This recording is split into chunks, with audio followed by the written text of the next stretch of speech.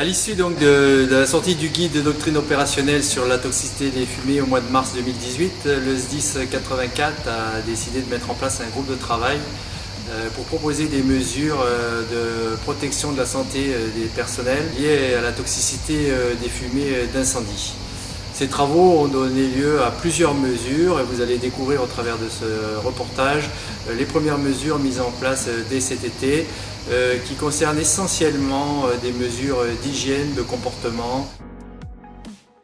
Depuis quelques mois, le SDIS 84 au sein du groupe de travail avec les représentants du personnel ont mis en place des fiches et un guide de bonnes pratiques afin de changer nos techniques opérationnelles sur le terrain lors d'interventions. Ce que nous souhaitons tous pour notre santé, c'est cette prise en compte et cette prise de conscience que la toxicité des fumées nous touche au quotidien. Le cœur de notre métier est de s'occuper des autres et il est temps aujourd'hui de s'occuper de nous. Chaque jour dans notre métier, nous évoluons.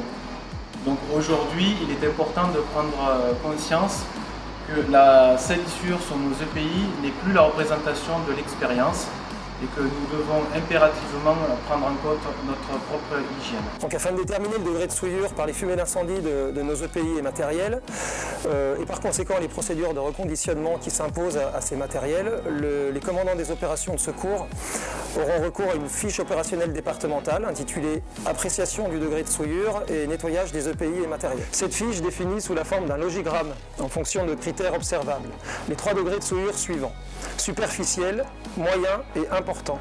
À chacun de ces degrés de souillure correspondent des pratiques de reconditionnement sur les lieux de l'intervention, de retour et de reconditionnement en caserne de nos EPI et matériels. Les équipements nécessaires à la mise en œuvre de ces pratiques sont actuellement en cours d'acquisition par le SDIS, ce qui impose une mise en application progressive du dispositif.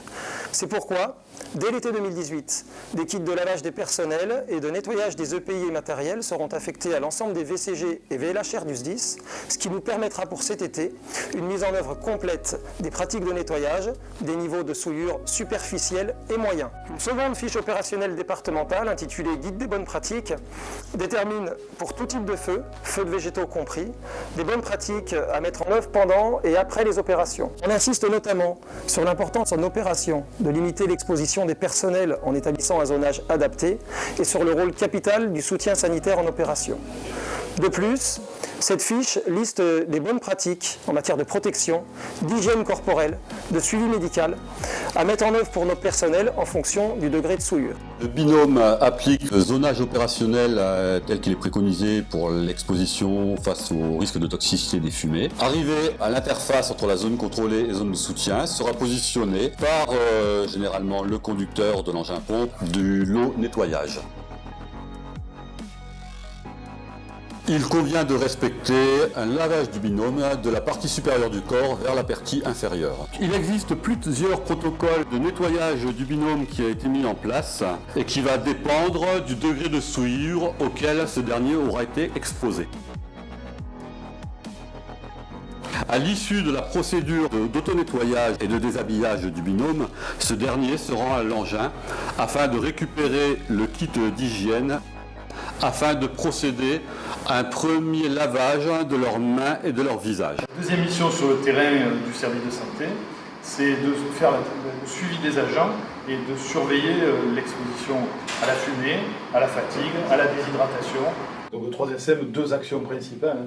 La première, donc, c'est d'exposer au minimum les agents, et là où avant beaucoup de pompiers s'exposaient inutilement à la fumée, aujourd'hui on enverra uniquement les agents concernés, probablement 80% de personnel exposé en moins. Deuxième action principale, c'est que à la suite de chaque exposition à la fumée, dans le dossier médical des agents est consigné le type de fumée qu'ils ont inhalé, la durée d'inhalation, le type de protection qu'ils avaient. Pour terminer, l'hygiène de vie, très importante, continuer à faire du sport. Plus on a l'habitude de faire du sport, moins on respire vite à l'effort et moins on respire de fumée lorsqu'on est en intervention. Il est important, évidemment, en rentrant en intervention, de prendre sa douche, de se laver les mains. Ça, c'est l'hygiène corporelle. Ces premières mesures seront complétées par des expérimentations qui ont débuté à Pertuis, par exemple, pour les EPI liés au feu d'espace naturel. On aura également toute une partie d'équipements qui vont arriver à partir de la fin de l'année, des armoires séchantes par exemple, des machines à laver pour permettre de laver des EPI. On aura également une étude qui va être menée sur les nouvelles cagoules. On aura une nécessité de faire évoluer les aéries avec des masques munis d'araignées ou de filets. Voilà, vous l'avez compris, le SDIS est engagé dans une démarche d'amélioration continue et jusqu'en 2021, vous verrez arriver des équipements qui vont permettre d'éviter ces transferts de contamination et d'éviter que nos personnels soient contaminés par des fumées d'incendie.